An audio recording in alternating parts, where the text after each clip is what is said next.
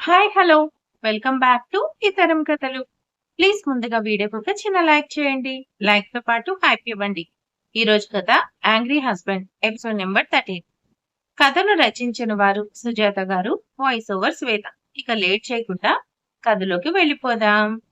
అందరూ కామెంట్ చేస్తున్నారు. అన్నయ్య హెల్త్ ఎలా ఉంది? అదే మా హస్బెండ్ హెల్త్ ఎలా ఉంది అని కామెంట్ చేస్తున్నారు. ఆయనకైతే ప్రెజెంట్ బానే ఉంది. ఈరోజు సాటర్‌డే మార్నింగ్ కదా! హ్మ్. గురువారం ఈవినింగ్ మేము డిశ్చార్జ్ చేసి తీసుకొచ్చేసాము. సో, ఇప్పుడైతే ప్యూర్‌గానే ఉంది. ఇంజెక్షన్స్ అంటే క్యాన్‌లా పెట్టి ఇంజెక్షన్స్ ఒక 3 డేస్ కంపల్సరీ పెట్టాలన్నారు. దాని తర్వాత మళ్ళీ ఫర్దర్‌గా ట్రీట్మెంట్ ఉంటుంది. సో, ప్రెజెంట్ అయితే ఆయన హెల్తీగానే ఉన్నారు. సో, అందరూ పేరు పేరున థాంక్స్. నాకు నిన్న ఈవినింగ్ నేను అప్డేట్ అప్డేట్ చేసినప్పుడే నేను చెప్పాల్సింది. బట్ నాకు కుదరలేదు. అందుకని ఈరోజు మార్నింగ్ అప్డేట్‌లు చెప్తున్నాను. ఓకే. ఇక లేట్ చేయకుండా కథలోకి వెళ్ళిపోదాం. మీరందరూ మీ బ్లెస్సింగ్స్ ఇచ్చారు. అందరికీ పేరు పేరున చాలా చాలా థాంక్స్. నా దక్ష గురించి నాకు తెలుసు అంటాడు జై. అంతగా ఏం తెలుసు నీకు? తను బంగారం. ఒకరోజు తను కొట్టినా కానీ నా మీద కోప్పడలేదు. చక్కగా నవ్వుతూ ఉంటుంది. నీకు తెలుసా? టేబుల్ మీద ఉన్న నీ ఫోటోని చూసి చాలా సార్లు నా కోపాన్ని నేను కంట్రోల్ చేసుకున్నాను. తన నవ్వులో ఏదో మ్యాజిక్ ఉంది. ఎవరినైనా అలా కట్టిపడేస్తుంది. నవ్వుతూనే నన్ను మెస్మరైజ్ చేస్తున్నావు. అలా రోజు నవ్వుతూ గుడ్ మార్నింగ్ శ్రీవారు, మీకు అది కావాలా, ఇది కావాలా అంటూ నా వెనకాలే తిరుగుతూ ఉంటావు. ఇవాళ మాత్రం నన్ను పట్టించుకోకుండా ఉంటే ఏదోలా ఉంది. ఆఫీస్‌లో వర్క్ కూడా చేయలేకపోయాను. ఏమైందిరా చెప్పరా? ఏం లేదు శ్రీవారు. నేను నిన్ను కొట్టినప్పుడు కూడా ఇలా లేవు. ఇవాళ ఎందుకిలా ఉన్నావు? చెప్పవా ప్లీజ్? అని నడుం చుట్టూ చెయ్యి వేసి దగ్గరికి లాక్కున్నాడు. ఏమీ లేదు అంటూ విడిపించుకోవడానికి ప్రయత్నిస్తుంది దక్ష. కానీ తన వల్ల కాదులే. తన మొహాన్ని దోసిలోకి తీసుకొని చెప్పరా ప్లీజ్. నిన్ను కాబట్టి ఇంతగా బ్రతిమలాడుతున్నాను. వేరే వాళ్ళతో అయితే నా ట్రీట్మెంట్ వేరేగా ఉంటుంది. నీకూడా ఒకసారి పడిందనుకో అది వేరే విషయం. అందుకే కదా మిమ్మల్ని విశ్వామిత్ర అనేది అని మెల్లిగా అనుకుంది. ఏమన్నావ్? అంటాడు. నాకు మీరు చేసిన పని నచ్చలేదు శ్రీవారు అంటుంది. ఓహో! రాత్రి నీ దగ్గరికి రాకుండా నిద్రపోయాను కదా అది నచ్చలేదా? అంటాడు అల్లరిగా. మిమ్మల్ని అంటూ తన భుజం మీద కొడుతుంది. నేను దాని గురించి మాట్లాడట్లేదు. రాత్రి డిన్నర్ చేస్తున్నప్పుడు మీరు చేసిన పని నచ్చలేదు అంటుంది. ఓ అదా ఏమైందిరా? పెళ్లి తర్వాత అమ్మాయిలు నడుము నడుము మడతలు తేడా వస్తాయని చాలా మంది అంటారు. అలా తేడా లేకుండా ఉండాలని దాన్ని సవరిస్తూ కూర్చున్నాను. అందులో తప్పేముంది? అంటాడు జై. అయినా ఇంట్లో అందరూ అక్కడే ఉన్నారు. మీరలా చేయొచ్చా? ఎవరైనా చూస్తే ఎంత అసహ్యంగా ఉంటుంది. తాతగారి ముందు పరువు పోతుంది శ్రీవారు. దక్ష నేను ముందు ఏం చేయలేదు. వెనకే కదా పట్టుకుంది.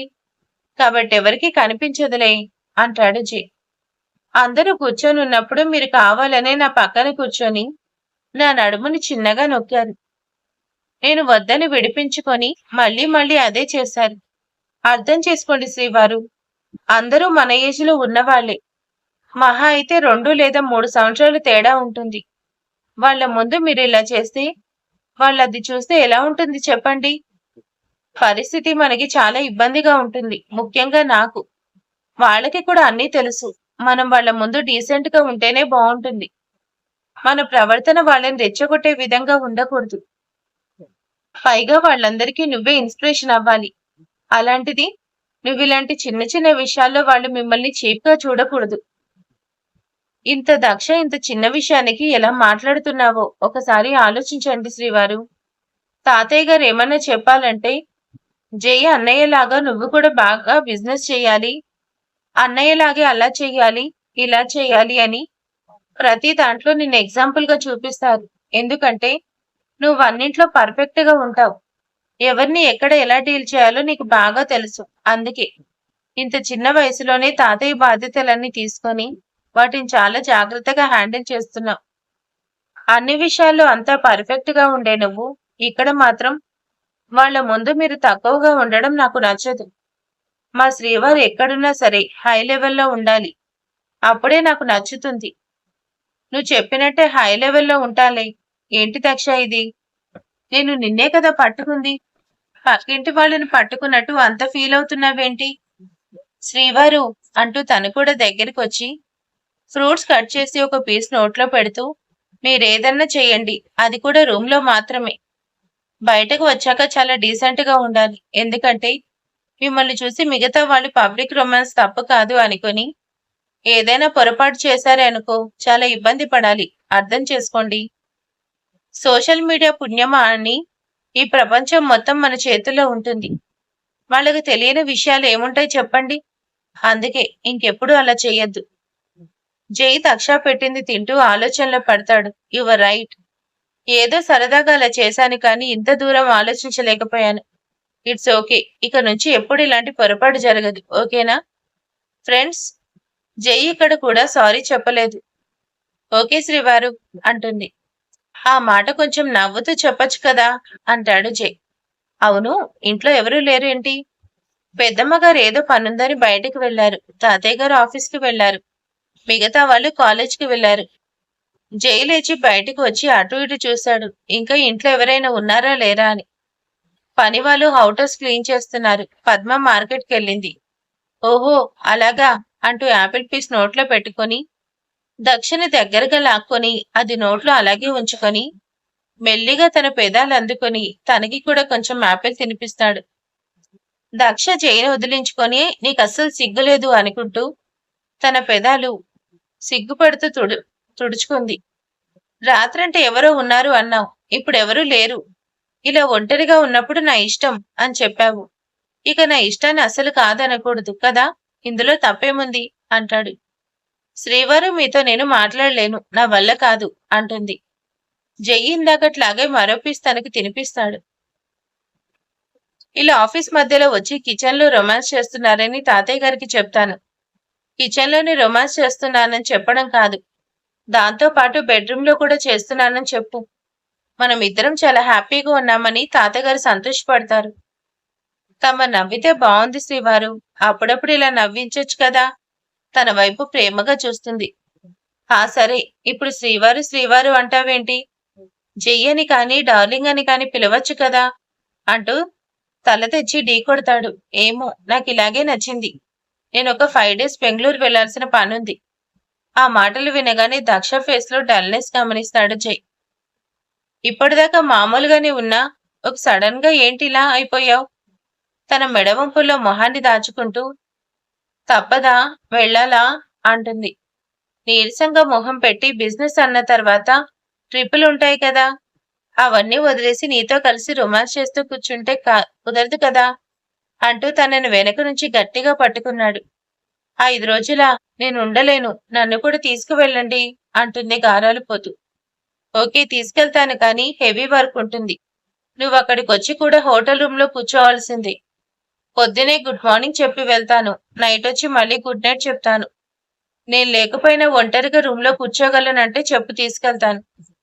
అక్కడికి తీసుకెళ్లి అక్కడికి నాకు బోర్ కొడుతుంది, రోజంతా రూమ్ లోనే ఉన్నాను, నన్ను బయటికి తీసుకెళ్ళండి అని అడగకూడదు. అబ్బా ఏం చెప్పారు శ్రీవారు. నా నోటితో నేనే రాను అనేలాగా చెప్తున్నారు. మిమ్మల్ని మెచ్చుకోవాల్సిందే. సరేలే, నేనేమీ రాను, ఇక్కడే ఉంటాలే అంటూ మూతి ముడుచుకొని ఉంటుంది. ఇంకొకసారి పెదాలలా బిగిస్తే నాకేదో అయిపోతుంది. ఆ తర్వాత నీ ఇష్టం. దక్ష మామూలుగా ఉండి ఇంతకీ ఎప్పుడు బయలుదేరాలి అంటుంది. రేపు మార్నింగ్. సో నేనొచ్చేసరికి లగేజ్ ప్యాక్ చేసి రెడీగా ఉంచు. అలాగే.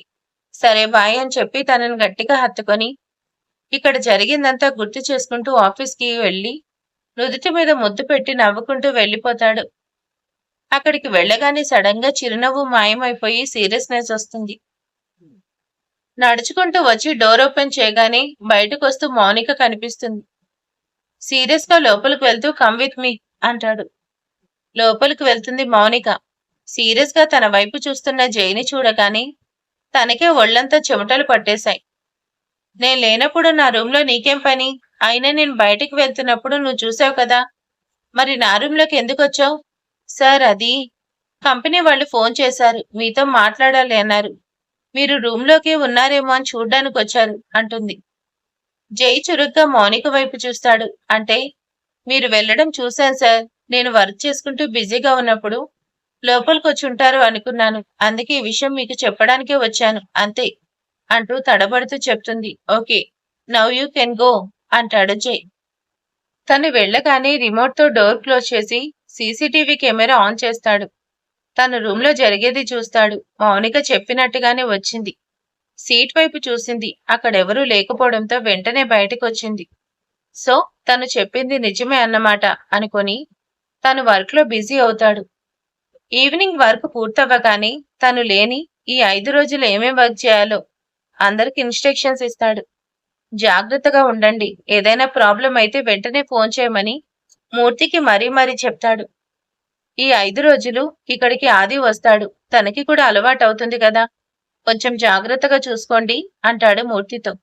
అలాగే సార్, నేను తనని చూస్తాను. తెలియని వర్క్ చెప్తాను సార్ అంటాడు మూర్తి గారు. ఒక కంపెనీని ఆదికి హ్యాండ్ ఓవర్ చేయాలి అనుకుంటున్నాను. తను వర్క్ ఎలా చేస్తున్నాడు అనేది అబ్జర్వ్ చేయండి. తెలియనివి దగ్గరుండి చెప్పండి. ఆ 5 డేస్ మీరు కూడా ఇదే రూమ్లో ఉండండి. మీలాంటి ఎక్స్పీరియన్స్ పర్సన్ తనతో ఉంటే అన్నీ నేర్చుకోవడానికి ఈజీగా ఉంటుంది అంటాడు జై. ఆ మాటకి మూర్తి పొంగిపోతాడు. అలాగే సార్ అంటూ అత్యుత్సాహం ప్రదర్శిస్తాడు. మరొకసారి చేయాల్సిన పనులన్నీ గుర్తు చేసి ఇక నేను వెళ్తాను అంటాడు జై. సార్, రేపు ఎయిర్పోర్ట్ దగ్గరికి నన్ను కూడా రమ్మంటారా అని అడుగుతాడు. వద్దు మూర్తి గారు, ఆది నన్ను ఎర్లీ మార్నింగ్ ఎయిర్పోర్ట్లో డ్రాప్ చేసి డైరెక్ట్గా ఆఫీస్కి వస్తాడు. 5 రోజులు కాలేజ్కి వెళ్ళడం ఇక్కడే ఉంటాడు. ఓకే సార్, ఓకే బాయ్ అని చెప్పి కార్ తీసుకుని ఇంటికి బయలుదేరిపోతాడు జై. తన ఇంటికి వచ్చేసరికి రమ్య హాల్లో ఉంటుంది. రమ్య, ఏంటి బావా, కాలేజ్కి వెళ్ళొచ్చావా? ఇప్పుడే వచ్చాను బావా. ప్రాబ్లం ఏం లేదుగా? మళ్ళీ తను కనిపించలేదు కదా? ఏం లేదు బావా, నువ్వు కొట్టిన దెబ్బలకి ఇప్పుడప్పుడే కనిపించడులే. ఓకే, జాగ్రత్తగా ఉండు. ఏదైనా జరిగితే మాత్రం వెంటనే చెప్పాలి, ఓకేనా? ఓకే బావా. అందరూ డైనింగ్ టేబుల్ దగ్గర తింటున్నప్పుడు తాతయ్య, రేపు నేను బెంగళూరు వెళ్తున్నాను, రావడానికి 5 రోజులు పడుతుంది అంటాడు. ఓకేరా, జాగ్రత్త అంటారు శ్రీనివాసరావు గారు. ఆది 5 రోజులు నువ్వు ఆఫీస్కి వెళ్లాల్సి ఉంటుంది. సరే అన్నయ్య, వెళ్తాను. కానీ నాకు ఏమీ తెలియదు కదా. తెలీదు కాబట్టే నేర్చుకోవాలి. మార్నింగ్ నన్ను ఎయిర్పోర్ట్లో డ్రాప్ చేసి డైరెక్ట్గా ఆఫీస్కి వెళ్ళిపో. నీకు ఏ ప్రాబ్లం వచ్చినా మూర్తి గారు ఉన్నారు, తను హెల్ప్ తీసుకో, ఓకే అంటాడు. ఆది కొంచెం నీరసంగా రూమ్లోకి వెళ్లేసరికి బెడ్ మొత్తం బట్టలు పరుచుంటాయి. దక్ష లోపలికి రాగానే ఏంటిది అని అడుగుతాడు. మీరేమో లగేజ్ ప్యాక్ చేయమని చెప్పి వెళ్ళిపోయారు. ఏం పెట్టాలో నాకు తెలియలేదు. నాకు నచ్చినవి తీసి ఇక్కడ పెట్టాను. వాటిలో మీరు సెలెక్ట్ చేయండి. జై చెప్పినవన్నీ తీసి 10 నిమిషాల్లో రెడీ చేస్తుంది. దక్ష మిగిలినవన్నీ కబోర్డ్లో సర్దుతుంది. వెంటనే తన చేతిలో కార్డ్స్ పెడతాడు. ఇవన్నీ నాకెందుకు? నేను ఊరెళ్తున్నాను కదా, ఏదైనా అవసరం అయితే ఎవరిని అడుగుతావు? అయినా నాకేం అవసరం ఉంటుంది? అవసరాలు చెప్పి రావు. సరేలే అని తీసుకొని జాగ్రత్తగా దాచిపెడుతుంది. ఏంటి సీరియసా అంటాడు. చిచి, అదేం లేదు. ఇలా ఊరికి వెళ్తున్నప్పుడు హ్యాపీగా పంపాలి, కోపంగా సీరియస్గా ఉండకూడదు అంటుంది. 5 రోజులంటే బెంగగా ఉంది శ్రీవారు.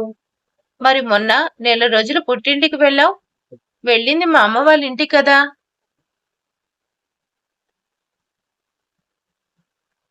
అక్కడ ఎందుకు బోర్ కొడుతుంది?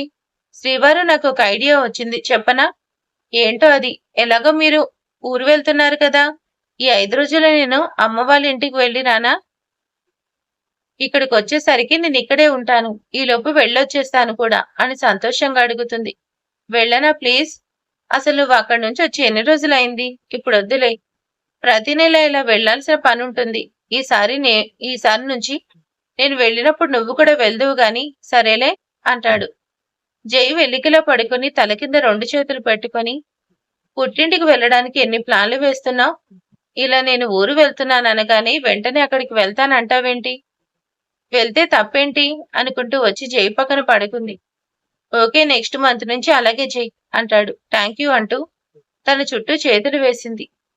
జై కూడా తన దగ్గర తీసుకొని ఈ నైట్ అంతా నిద్రపోకూడదు అంటాడు. రేపు మార్నింగ్ ఊరు వెళ్ళాలి కదా, నిద్రపోకుండా ఉంటే ఎలా? అప్పుడే ఎయిర్పోర్ట్ లో కూర్చొని నిద్రపోవాల్సి వస్తుంది శ్రీవారు. ఒసే రాక్షసి, నిన్ను చంపుతా. చంపేస్తే ఎలా శ్రీవారు? రేపటి నుంచి మరి నేను లేకుండా ఎలా అని అడుగుతుంది. చంపడం అంటే అలా కాదు, ఇలా అని తన దగ్గరికి తీసుకొని, నువ్వు లేకుండా నా వల్ల కాలేదు. కానీ మరి నువ్వు కూడా బెంగళూరు వస్తావా? రాను. మార్నింగ్ కూడా నీతో సరదాగా అన్నాను, కానీ మీరు వెళ్ళిన ప్రతి చోటికి రావడం కుదరదు. సరదాగా మనం ఇద్దరం ఎక్కడికైనా వెళ్దాం, అంతేకాని ఇలాంటి బిజినెస్ ట్రిప్ లో నేను ఉండడం కరెక్ట్ కాదు. మీరు హ్యాపీగా వెళ్లి పని చూసుకొని రండి శ్రీవారు. దక్ష మొహం మీద పడుతున్న జుట్టుని వెనక్కి నెడుతూ తననే కిస్ చేస్తాడు. నిద్రపోండి, రేపు మార్నింగ్ ఎర్లీగా లేవాలి కదా. రాత్రి తప్పించుకున్నావు, రేపటి నుంచి 5 రోజులు పస్తు పెడతావు. మరి ఈ రోజు కూడా ఇలా వెళ్ళిపోతే ఎలాగా అనుకుంటూ తనని దగ్గరికి తీసుకుని లైట్ ఆఫ్ చేస్తాడు. తను చెప్పినట్టుగానే రాత్రంతా నిద్రపోకుండా ఉంటారు. ఎర్లీ మార్నింగ్ తను నిద్రలేచేసరికి దక్ష కూడా లేస్తుంది. తను లేచి రెడీ అయ్యి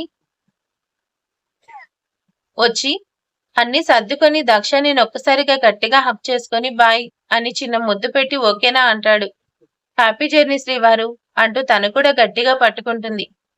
జై కిందకు వచ్చేసరికి ఆది రెడీగా ఉంటాడు. తన ఎయిర్పోర్ట్ లో డ్రాప్ చేసి డైరెక్ట్ గా ఆఫీస్ కు వెళ్తాడు. అక్కడ దిగగానే దక్షకి ఫోన్ చేసి చెప్పాడు. తను వెంటనే అక్కడ ఉన్న తన ఫ్లాట్ కి వెళ్తాడు. ఫ్రెష్ అయ్యి కంపెనీ దగ్గరికి వెళ్తాడు. వెళ్ళిన దగ్గర నుంచి నైట్ వరకు మీటింగ్ లో చాలా బిజీగా ఉంటాడు. అదంతా పూర్తయ్యాక కనీసం దక్ష ఫోన్ కూడా చేయకుండా రూమ్ కి రాకుండానే అలసిపోయి నిద్రపోతాడు. దక్ష ఎన్నిసార్లు చేసినా స్విచ్ ఆఫ్ రావడంతో ఫోన్ పక్కన పడేసి నిద్రపోవడానికి ప్రయత్నిస్తుంది. శ్రీవారు, మిమ్మల్ని బాగా మిస్ అవుతున్నాను అని మెసేజ్ పెట్టి జైపిక్ ని కిస్ చేసి మెల్లిగా నిద్రలోకి జారుకుంటుంది. మేడం మీకు ఫోన్ అంటూ ఇంట్లో పనిచేసే అమ్మాయి ఫోన్ తెచ్చిస్తుంది. ఇది ఇంట్లో ఫోన్ కదా, దీనికి నా కోసం ఎవరు చేస్తారు? నా ఫోన్ ఉండగా దీనికి ఎవరు చేస్తుంటారబ్బా అనుకొని ఫోన్ చెవి దగ్గర పెట్టుకొని హలో అంటుంది. అవతల వాళ్ళు చెప్పింది వినగానే భయపడుతుంది. ప్లీజ్ మీరు మీరు ఇలాంటి నిర్ణయం తీసుకోవద్దు, నేను ఇప్పుడే వస్తున్నాను అని చెప్పి ఫోన్ పెట్టేసింది. ఇప్పుడు ఏం చేయాలి? జై కూడా ఊర్లో లేడు. ఇంట్లో ఎవరికైనా చెప్తే అమ్మ వద్దు, అందరూ భయపడతారు. తాతయ్య గారికి అస్సలు తెలియకూడదు. ఇప్పుడు ఏం చేయాలి? కొంచెంసేపు టెన్షన్ పడుతుంది. ఆ తర్వాత రిలాక్స్ గా కళ్ళు మూసుకొని ఒక నిర్ణయానికి వచ్చినట్టు ఫాస్ట్ గా పైకి లేచి తన రూమ్ లోకి వెళ్లి ఫోన్, బ్యాగ్, ఎందుకైనా మంచిదని ఒక కార్డ్ అందులో వేసుకుని ఫాస్ట్ గా కిందకు వస్తుంది. పద్మని పిలిచి అందరికీ బ్రేక్ఫాస్ట్ రెడీ చేయమని చెప్పి నేను పనుండి బయటకు వెళ్ళానని చెప్పు అని ఫాస్ట్ గా బయటకు వెళ్ళిపోతుంది దక్ష. తన కార్ డ్రైవింగ్ కొద్దిగా తెలుసు. వెంటనే కార్ స్టార్ట్ చేసుకుని వెళ్తుంది. అంతగా ట్రాఫిక్ లేకపోవడంతో జాగ్రత్తగా డ్రైవ్ చేసుకుంటూ వెళ్తుంది. వెళ్లి పోలీస్ స్టేషన్ దగ్గర కార్ ఆపుతుంది. పరిగెత్తుకుంటూ లోపలికి వెళ్తుంది. మరింతకీ ఏం జరుగుంటుంది? ఇంతకీ పోలీస్ స్టేషన్లో ఎవరన్నా ఉన్నారా, లేకపోతే దక్ష ఎవరి మీద పోలీస్ కంప్లైంట్ ఇవ్వడానికి పోలీస్ స్టేషన్ కు వెళ్ళిందా అనేది నెక్స్ట్ పార్ట్ లో తెలుసుకుందాం. ఈ రోజు వీడియో ఎలా ఉందో ప్లీజ్ కామెంట్ చేసేయండి, అలాగే లైక్ చేయండి. Thank you.